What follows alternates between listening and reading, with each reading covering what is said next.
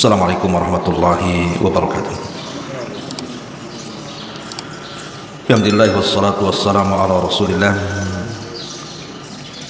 wa ala alihi wa sahbihi wa mawalah wa la hawla wa la quwwata illa billahi wa ba'd. Alhamdulillah, di pagi ini kita bisa melaksanakan kewajiban Allah Subhanahu wa taala, salat subuh berjamaah.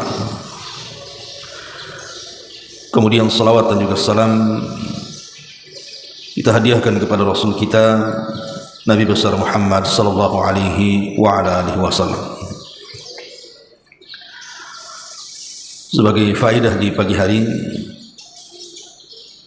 ada sebuah hadis yang dikeluarkan Al-Imam Muslim dalam kitab Al-Bir Was-Silah. Nabi SAW pernah ditanya, "Atadruna mal ghibah?" Tahukah kalian apa itu ghibah? Maka sebagai adab para sahabat, walaupun terkadang sebagian para sahabat ditanya itu paham dan tahu jawabannya, tapi mereka orang yang beradab di hadapan Rasul. Qalu Allahu wa rasuluhu a'lam. Mereka mengatakan Allah dan Rasulnya yang lebih tahu. Maka Nabi SAW mengatakan, "Dzikraka atau dzikruka akhaka bima yaqra." Engkau menyebutkan saudaramu yang kalau saudaramu tahu pasti dia benci. Kila, kemudian dikatakan, "Afara'aita in kana fi akhi ma aqul?" Bagaimana pendapatmu jika yang kubicarakan itu ada pada saudaraku? Aku kan tidak ghibah, memang ada pada dia. Maka Nabi SAW mengatakan, "In kana fihi ma taqul faqad ightabtahu wa illam yakun fihi faqad bahattahu." Kalau yang kau bicarakan itu ada, itulah ghibah. Dan kalau yang kau bicarakan tidak ada pada saudaramu, maka engkau sudah menambah dari ghibah menjadi dusta. Ma'asyiral muslimin yang dimuliakan Allah Azza wa Jalla, para ulama mengatakan kalimat dzikraka akhaka bima yaqra, engkau menyebutkan saudaramu yang kalau dia tahu pasti dia tidak suka. Ini kalimat umum. Baik yang kita sebutkan itu sebuah keburukan atau yang kita sebutkan itu sebuah kebaikan, kalau saudaranya tidak berkenan dan tidak suka kalau dia disebut-sebut, maka itu dikategorikan ghibah. Jadi baik kita membicarakan keburukan dia atau boleh jadi yang kita bicarakan itu kebaikannya, maka itu kalau didengar dia tidak suka karena ini bisa saja memancing ria, maka ini dianggap ghibah oleh para ulama. Jadi kalau yang baik saja yang kita bicarakan dianggap ghibah, macam mana yang tidak baik? Maka takutlah terhadap ghibah. Ma'asyiral muslimin yang dimuliakan Allah Azza wa Jalla, satu hari Nabi SAW mengumpulkan para sahabat, dan inilah hadis yang sangat mengkhawatirkan kepada setiap muslim yang mendengarnya, tentang bahaya ghibah. Kata Nabi SAW, "Atadruna mal muflisu hadhil ummah?"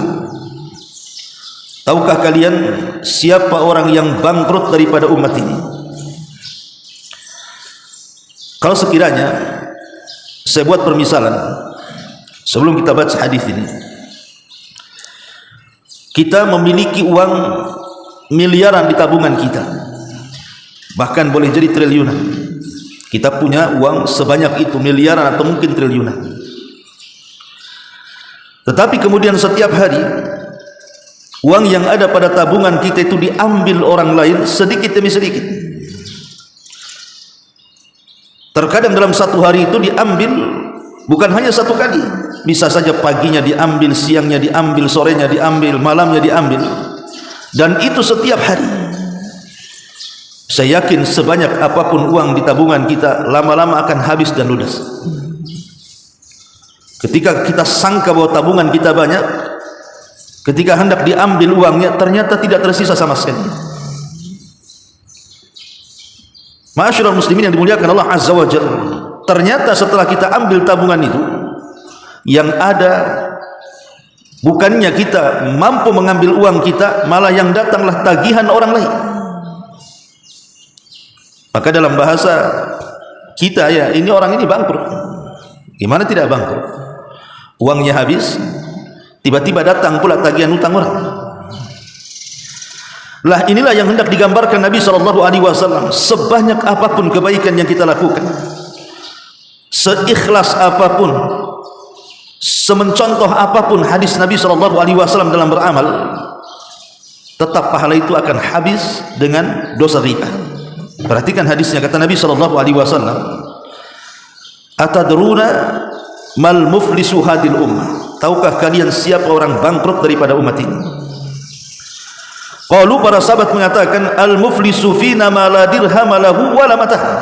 Rasul, ya orang bangkrut itu ya orang yang tidak punya dirham dan tidak punya perabotan, tidak ada perlengkapan, tidak ada barang, tidak ada uang, tidak ada dirham, tidak ada dinar. Maka Nabi SAW kemudian mengatakan, bukan itu yang saya maksud. Ya, itu secara bahasa betul bangkrut, tetapi Rasul mengatakan, innal muflisa min ummati man ya'ti yaumal qiyamah bi salatin wa siyamin wa zakatin wa ya'ti qad syatama hadha wa qadhafa hadha wa akala mala hadha wa safaka dama hadha wa dharaba hadha fayu'ta hadha min hasanatihi wa hadha min hasanatihi fa in faniyat hasanatuhu qabla an yaqdiha ma alayhi akhadha min khatayahu faturihat alaihi thumma turiha finnar, kata Rasul. Orang yang bangkrut dari umatku, kata Nabi SAW, orang yang datang pada hari kiamat membawa pahala salat, membawa pahala puasa, membawa pahala zakat dan pahala-pahala yang lain. Kata para ulama, kalimat ini menunjukkan keikhlasan orang yang melakukannya dan menunjukkan ittiba'nya orang yang melakukannya. Artinya orang ini datang dengan amalan yang cukup syaratnya. Dan syarat diterima amal itu kan dua. Pertama ikhlas, dan yang kedua ittiba. Pertama mencontoh Nabi, ikhlas karena Allah. Yang kedua mencontoh Nabi. Dan dua perkara ini tidak bisa dipisahkan dalam amal saleh. Kalau kita hanya ikhlas dan tidak mencontoh Nabi, bisa terjerumus kepada bid'ah. Kalau hanya ikhlas saja tidak mencontoh Nabi. Tapi kalau hanya sekedar mencontoh Nabi dan tidak ikhlas, akan terjerumus kepada kesyirikan. Makanya kalau kita ingin terhindar dari dua perkara yang membatalkan amal, pertama syirik, yang kedua bid'ah, maka harus menggabungkan dua syarat diterima amal ini. Pertama ikhlas, dan yang kedua mencontoh Nabi. Faman kana yarju liqa'a rabbih falya'mal amalan salihan wa la yusyrik bi ibadati rabbih ahada. Kata Allah Subhanahu wa taala, barang siapa yang ingin berjumpa dengan Allah, maka hendaklah dia beramal dengan amalan yang saleh. Maksudnya ittiba kepada Rasul, dan tidak menyekutukan dalam ibadahnya dengan Rabbnya dengan apapun. Maksudnya menanamkan keikhlasan. Artinya bahwa orang yang datang kepada Allah ini membawa pahala salat, membawa pahala puasa, membawa pahala zakat dan pahala-pahala yang lainnya, betul-betul mereka orangnya ikhlas dan orangnya ittiba. Masalahnya orang ini ada penyakit muamalah dengan manusia. Muamalah dengan Allah tidak ada masalah orang ini. Dia orang yang ikhlas dalam ibadah, dia orang yang ittiba.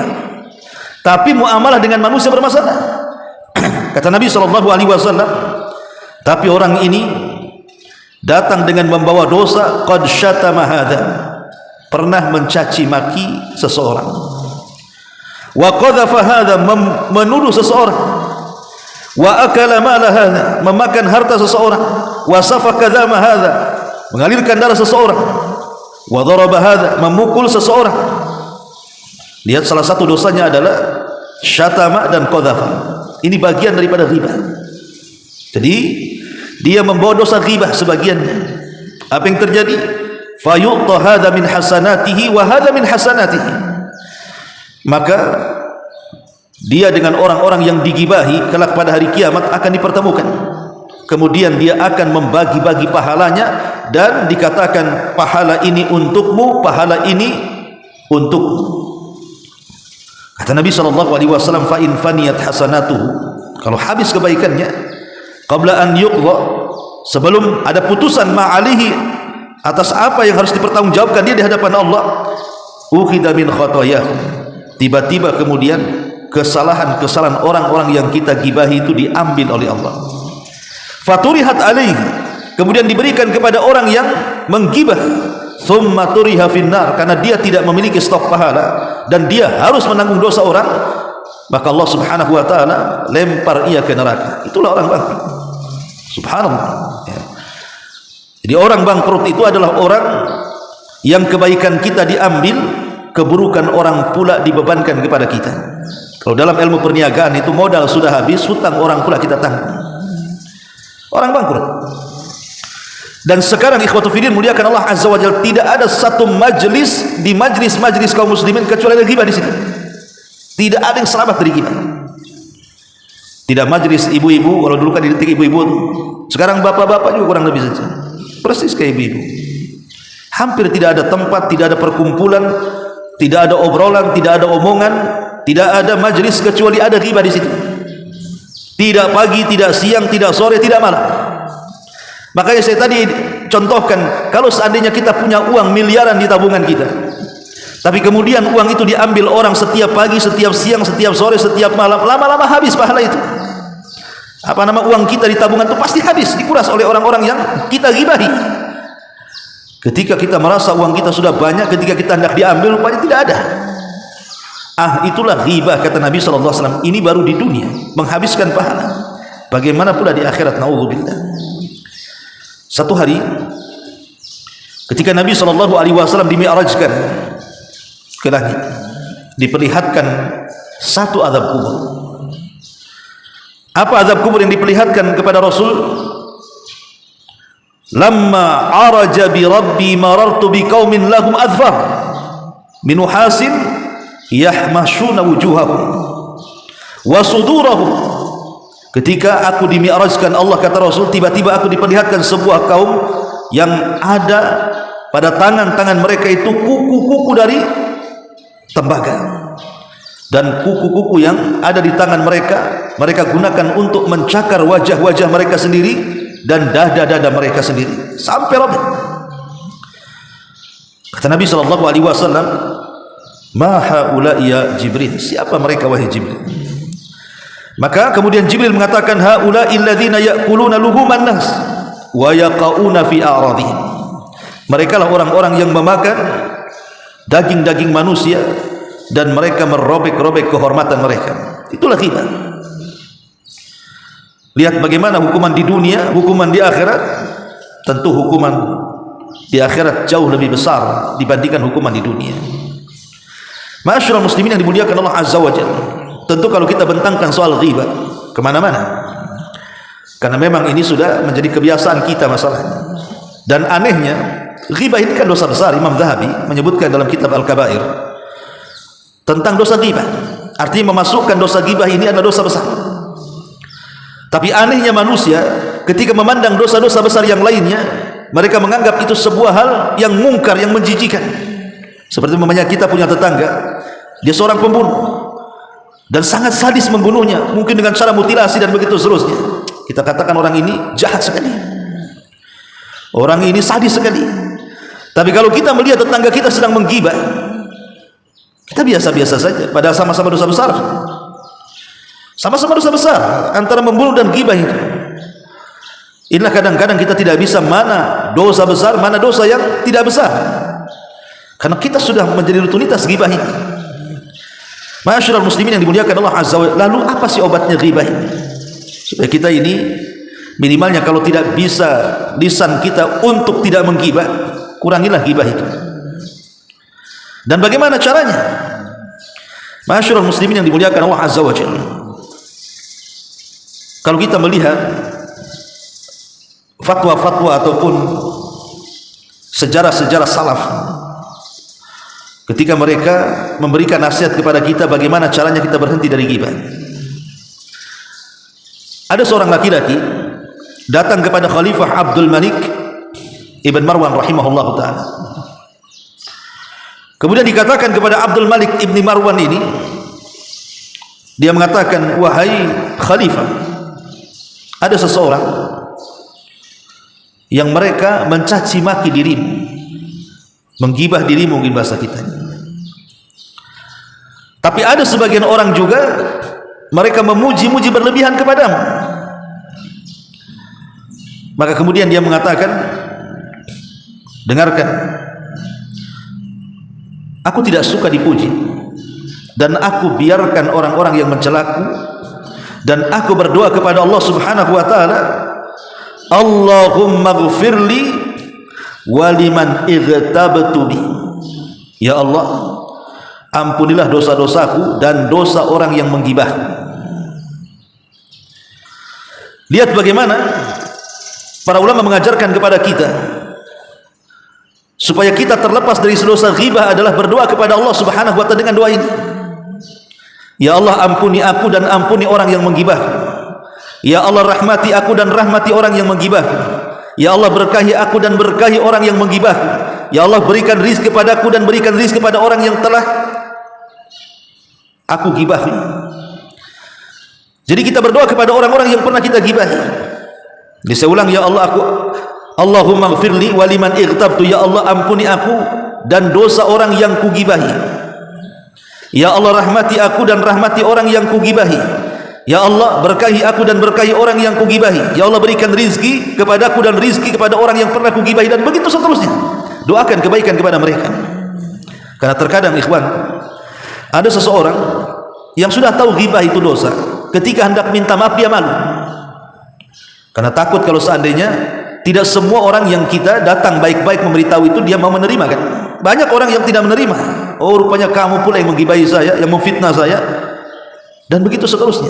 Kadang ada orang-orang malu, padahal itu sebenarnya minta maaf yang paling baik adalah datang kepada orang yang kita gibahi. Sebenarnya itu minta maaf paling baik. Karena itu berdasarkan hadis Nabi SAW, "Falyatahallal," hendaklah kita minta kehalalannya sebelum nanti ada penghalalan di hadapan pengadilan Allah. Tapi kalau memang kita ini merasa malu, merasa takut dan begitu seterusnya, maka kata para ulama, berdoalah dengan doa seperti itu. Minta ampun kepada Allah akan dosa-dosa kita dan dosa-dosa orang yang kita gibahi. Minta rahmat, kasih sayang Allah kepada kita, dan rahmati juga orang-orang yang kita gibahi. Minta rizki, minta berkah, supaya satu, dosa-dosa kita juga diampuni, dan kita juga bisa berhenti dari ghibah. Ini yang pertama, ya. Kemudian yang kedua, biasakan berdoa dengan doa kafaratul majlis. Maka namanya kafarah. Kafarah itu artinya penggugur dosa. Majlis itu ya di sebuah majlis.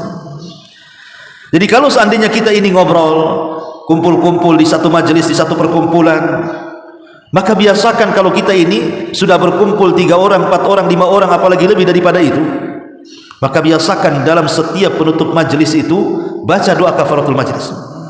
Subhanakallahumma bihamdika asyhadu an la ilaha illa anta astaghfiruka wa atubu ilaik. Ini penting. Karena yang namanya orang ngobrol, yang namanya orang bermajlis itu kan tidak sadar, kadang-kadang ada ghibahnya di situ, ada menghinanya di situ, ada mencacinya di situ, ada tersinggungnya di situ, dan begitu seterusnya. Maka doa kafaratul majlis ini penting, jangan sampai ditinggalkan. Ma'asyiral muslimin yang dimuliakan Allah Subhanahu wa ta'ala. Kemudian juga yang ketiga, cari teman yang baik. Karena biasanya kalau orang berkawan dengan tukang gibah, maka kita akan menggibah. Tapi kalau kawan kita baik, tidak suka menggibah, kita pun tidak akan menggibah orang. Karena gibah ini terkadang pancingan kawan masalahnya. Maka cari kawan yang baik. Kemudian juga al-qana'atu waridha bima qasamallah. Cobalah menjadi orang yang qana'ah dan menjadi orang yang ridha dengan pemberian Allah. Karena kenapa terjadi ghibah? Kenapa orang itu sampai menggibah kita? Karena salah satu penyebab orang menggibah kita itu karena dia tidak memiliki apa yang kita miliki. Kalau dia memiliki apa yang kita miliki, tidak mungkin dia menggibah kita. Kalau salah satu alasan kenapa orang itu menggibah kita, sekali lagi, karena terkadang dia tidak memiliki apa yang kita miliki dari nikmat dan rizki Allah, sehingga dia menggibah kita. Coba kalau masing-masing orang itu qanaah menerima pemberian Allah Subhanahu wa taala, tidak mungkin dia ghibah. Kemudian juga al-insyighalu bi uyubika an uyubil akharin. Dalam setiap diri kita ini ada aib. Sampai Imam Syafi'i rahimahullah taala mengatakan, apabila kita memandang aib orang lain, maka katakan kepada mata bahwa dalam diri kita juga ada aib yang dibicarakan orang. Jadi kalau kita memandang aib orang lain itu, di sana ada mata-mata yang juga melihat aib kita. Jangan kira ketika kita menggibah orang, Allah tidak mengirim orang yang menggibah kita. Tidak, al-jaza min jinsil amal. Namanya balasan itu sesuai dengan amalan kita. Kalau kita menggibah orang, Allah kirim orang yang akan menggibah kita, bahkan lebih buruk daripada kita menggibah orang. Karena memang seperti itu. Allah tidak mungkin membiarkan sebuah kezaliman, karena Allah tidak suka dengan kezaliman. Kemudian juga al-insyighalu bi dzikrillah wa qiraatil Quran. Perbanyak zikir, perbanyak baca Al-Quran. Ingat dampak daripada ghibah itu sendiri. Bahwa ghibah ini sangat membahayakan, tidak di dunia, tidak di akhirat. Bisa menggugurkan semua kebaikan kita. Tapi yang jelas bahwa jangan lupa dua doa tadi. Pertama, kita berdoa kepada Allah Azza wa Jalla agar dosa-dosa kita diampuni dan dosa-dosa orang yang kita gibahi. Dan kita meminta rahmatnya, kita minta berkahnya, kita minta rizkinya untuk kita dan orang yang kita gibahi. Syukur-syukur kalau kita mampu datang ke tempat ghibah kita, menjelaskan kebaikan dia yang tadinya kita memburu-burukan, sekarang robah, kita puji mereka. Dan yang kedua, doa kafaratul majlis. Ini yang kita tekankan, dua-dua ini dibaca, karena hanya dengan pertolongan Allah Subhanahu wa taala kita bisa meninggalkan perbuatan dosa besar yang namanya ghibah ini. Wallahu a'lam bishawab. Subhanaka wa bihamdika asyhadu an la ilaha illa anta astaghfiruka wa atubu ilaik. Allahu taala alam. Assalamualaikum warahmatullahi wabarakatuh.